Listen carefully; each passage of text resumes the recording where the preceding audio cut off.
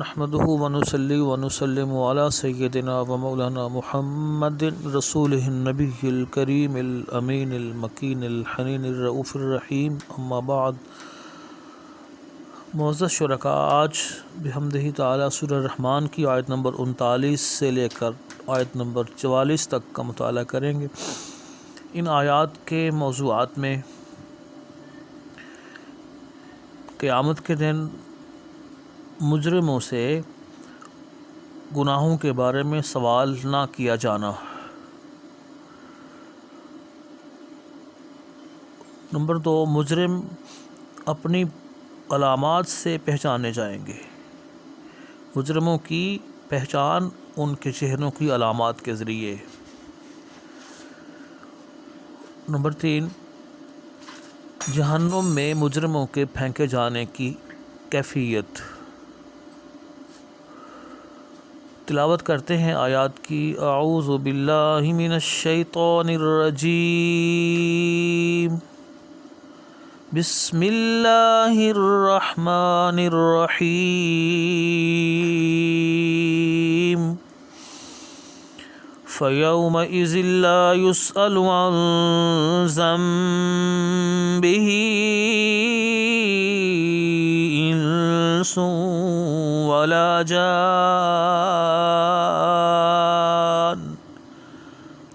سو اس دن نہ تو کسی انسان سے اس کے گناہ کی بابت پوچھا جائے گا اور نہ ہی کسی جن سے۔ فَبِأَيِّ آلَاءِ رَبِّكُمَا تُكَذِّبَانِ۔ پس تم دونوں اپنے رب کی کن کن نعمتوں کو جھٹلاؤ گے۔ یعرف المجرمون بسیماہم فیؤخذ بالنواصی والاقدام۔ مجرم لوگ اپنے چہروں کی سیاہی سے پہچان لیے جائیں گے، پس انہیں پیشانی کے بالوں اور پاؤں سے پکڑ کر کھینچا جائے گا۔ فَبِأَيِّ آلَاءِ رَبِّكُمَا تُكَذِّبَانِ۔ پس تم دونوں اپنے رب کی کن کن نعمتوں کو جھٹلاؤ گے۔ هَذِهِ جَهَنَّمُ الَّتِي يُكَذِّبُ بِهَا الْمُجْرِمُونَ۔ ان سے کہا جائے گا، یہی ہے وہ دوزخ جسے مجرم لوگ جھٹلایا کرتے تھے۔ یطوفون بینہا وبین حمیم آن۔ وہ اس دوزخ میں اور کھولتے گرم پانی میں گھومتے پھریں گے۔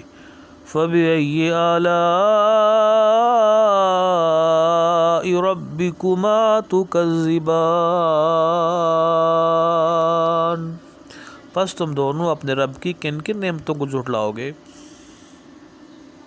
معزز شرکاء، آج کی آیات بینات جو ہم نے تلاوت کرنے کا شرف حاصل کیا، ان کے اندر رب ذوالجلال قیامت کے دن کے منظر کو بیان کر رہے ہیں۔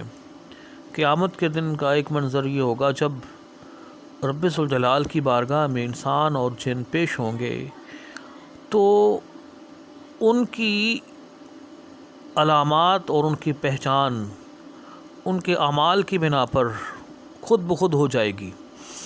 جنہوں نے نیک عمل کیے ہوں گے ان کی علامات الگ ہوں گی، اور جنہوں نے گناہ کیے ہوں گے، جرم کیے ہوں گے، ان کی علامات الگ ہوں گی۔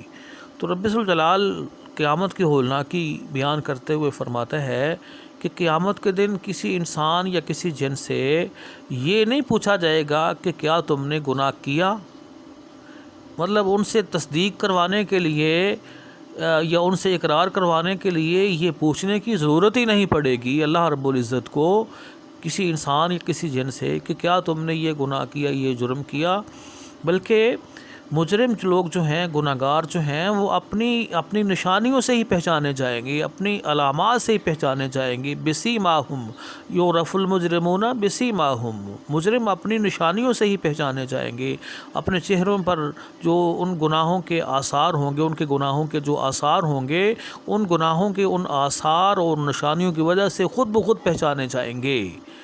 قرآن حکیم نے دوسرے مقام پہ فرمایا کہ یوم تبیض وجوہ، قیامت کے دن کچھ چہرے تو ایسے ہوں گے جو روشن اور سفید ہوں گے۔ ظاہر ہے یہ نیکوکاروں کی بات ہے، جو اللہ کی فرما بردار رب الجلال کی عبادات کر کے دنیا سے گئے ہوں گے۔ عبادات کی وجہ سے، اللہ رب العزت کی قربتوں، اس کی محبت کی وجہ سے، ان کے نیک اعمال جو انہوں نے کیے ہوں گے، ان کی وجہ سے ان کے چہرے روشن ہوں گے۔ اور اس کے مقابلے میں دوسرے گروہ کی بات کی ہے، وَتَسْوَدُّ وُجُوهٌ، اور کچھ چہرے ایسے ہوں گے جو سیاہ ہوں گے، ان کے چہروں پر ان کی کرتوتوں، ان کے کالے کرتوتوں کی علامات لعنت کی صورت میں نمایاں ہوں گی، ان کے چہرے سیاہ ہوں گے۔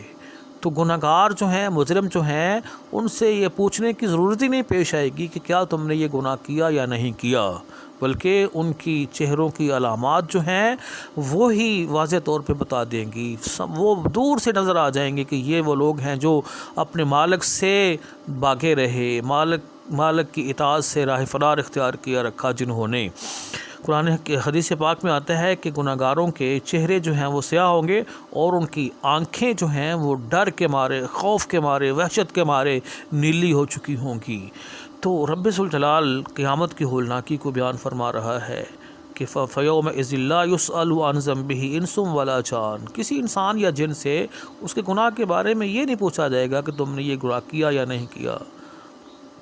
اس کے بعد پھر فرمایا، دیکھو یہ قیامت کی ہولناکی بیان کر کے رب الجلال فرما رہے ہیں کہ تم اے جنوں اور انسانوں بتاؤ، تم اپنے پروردگار کی کس کس نعمت کا انکار کرو گے۔ یہ کیفیت جو قیامت کی ہولناکی کی صورت میں بیان کی گئی ہے، یہ بھی ایک انسان کے لیے نعمت ہے۔ اللہ رب العزت کی طرف سے یہ بھی بہت بڑا احسان اور انعام ہے انسانوں اور جنوں پر کہ اس نے ہمیں بتا دیا ہے کہ قیامت کے دن یہ کچھ ہونا ہے، یہ کیفیت ہونی ہے۔ تم مجرم جو ہیں ان کو اس کیفیت میں سے گزرنا پڑ سکتا ہے۔ یہ بتانے کا مقصد کیا ہے اور یہ نعمت کس طرح ہے؟ نعمت اسی طرح ہے کہ تاکہ ہم یہ کیفیت دیکھ کر، تصور کر کے، تصور کیا، یہ یقین ہے، ظاہر ہے جو قرآن حکیم نے بیان کر دیا اس میں تو کسی قسم کا شک نہیں ہے۔ قرآن کریم کا تعارف کرواتے ہوئے پہلے ہی جملے میں فرما دیا تھا کہ ذالک الکتاب لا ریب فیہ، یہ وہ کتاب ہے جس کے اندر شک نہیں ہے۔ تو ظاہر ہے یہ جو قیامت کی ہولناکی، قیامت کے مناظر بیان کیے جا رہے ہیں، ان کے اندر ذرہ بھر بھی شک نہیں ہے۔ جو اس میں شک کرنے والا ہے، ظاہر ہے اس کا ایمان نہیں رہے گا، وہ قرآن پر اس کا ایمان نہیں رہے گا، صاحب قرآن پر اس کا ایمان نہیں رہے گا، وہ مسلمان نہیں رہے گا۔ تو فرمایا کہ یہ بھی اللہ رب العزت کی نعمت ہے کہ فَبِأَيِّ آلَاءِ رَبِّكُمَا تُكَذِّبَانِ۔ پھر مجرموں کے حوالے سے فرمایا کہ وہ اپنی علامات سے، چہرے کی، آنکھوں کی علامات سے ہی پہچانے جائیں گے، اور جب وہ پہچان لیے جائیں گے، فرشتے دور سے دیکھ کر ان کو پہچان لیں گے۔ اور پھر اس کے بعد کیا کریں گے فرشتے؟ رب الجلال کے حکم سے ان مجرموں کو پیشانی کے بالوں اور پاؤں سے پکڑ کر ان کو جہنم رسید کر دیں گے، جہنم میں پھینک دیں گے۔ فَيُؤْخَذُ بِالنَّوَاصِي وَالْأَقْدَامِ، نواسی پیشانی کو کہتے ہیں، ناسیہ پیشانی کو کہتے ہیں، مراد پیشانی کے بالوں اور پاؤں سے پکڑ کر ان کو جہنم میں پھینک دیں گے۔ یہ مجرموں کی کیفیت قرآن حکیم نے بیان کی تاکہ عبرت حاصل کریں۔ پھر فرمایا کہ فَبِأَيِّ آلَاءِ رَبِّكُمَا تُكَذِّبَانِ، تم اپنے پروردگار کی کس کس نعمت کا انکار کرو گے۔ دیکھو کیسے کیسے تمہیں شعور دیا جا رہا ہے، تمہیں سمجھایا جا رہا ہے، تمہیں آخرت کے انجام سے تمہیں باخبر کیا جا رہا ہے۔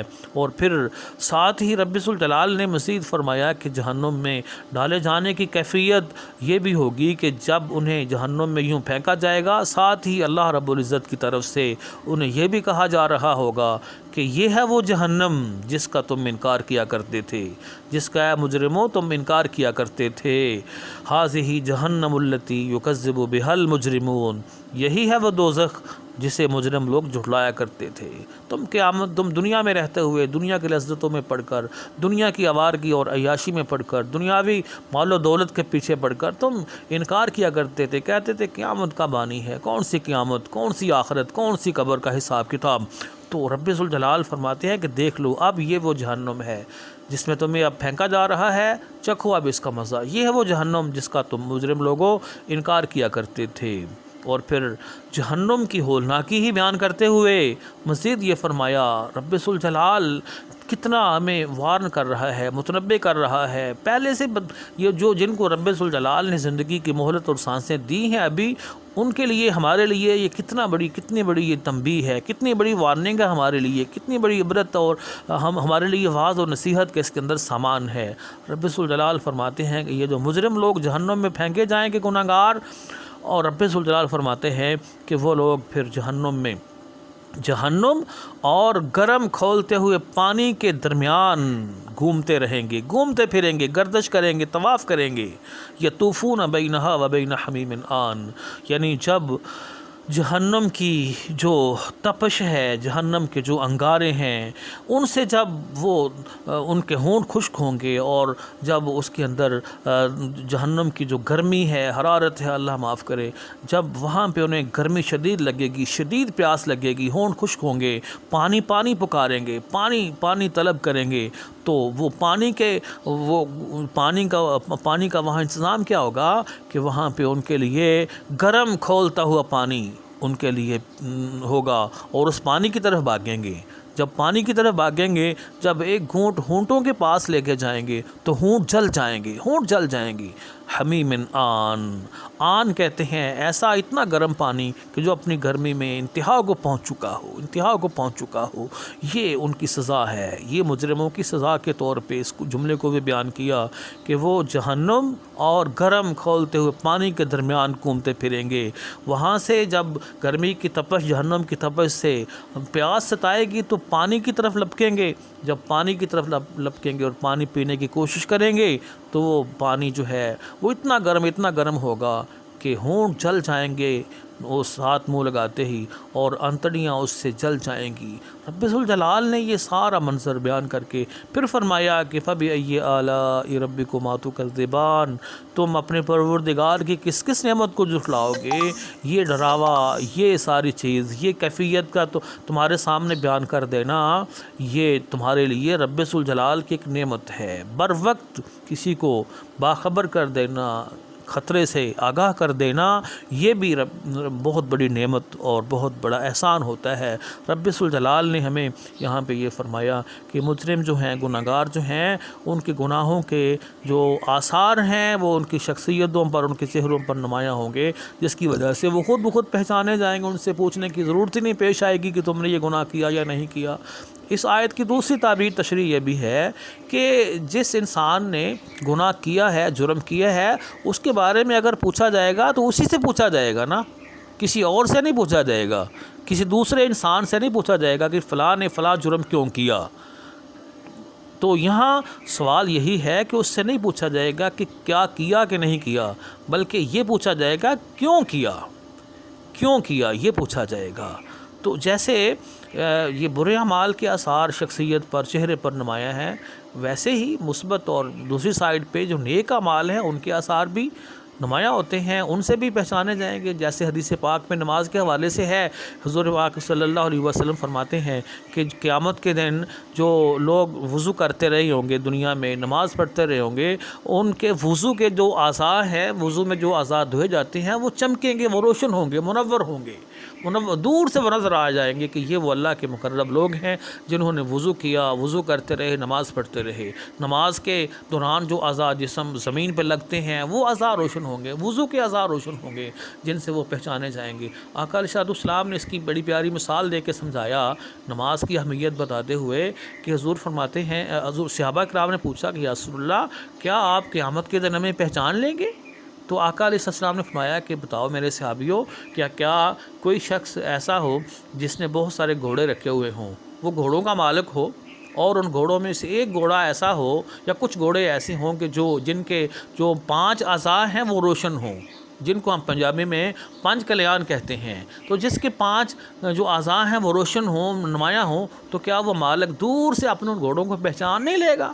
تو جیسے وہ مالک اپنے گھوڑوں کو پہچان لے گا، ایسے ہی اللہ اس کے رسول بھی اپنے بندوں کو اپنے بندوں میں سے وہ بندے جو اس کے فرمانبردار رہے ہوں گے، جو نماز پڑھتے رہے ہوں گے، وضو کرتے رہے ہوں گے، پاکیزہ زندگی گزار کے گئے ہوں گے، ان کی علامات سے، ان کے روشن چہروں سے وہ پہچان لیے جائیں گے۔ قرآن کریم نے فرما دیا یوم تبیض وجوہ، اس دن کچھ چہرے تو ایسے ہوں گے جو روشن ہوں گے، کہ ایک اور مقام پہ فرمایا ووجوہ یومئذ ناضرہ، کچھ چہرے تر و تازہ ہوں گے، اور وجوہ یومئذ باسرہ، اور کچھ چہرے جو ہے نا وہ پژمردہ ہوں گے، جن کے اوپر سیاہی ہوگی، کالے کرتوت اور برے گناہوں جرموں کے آثار نمایاں ہوں گے۔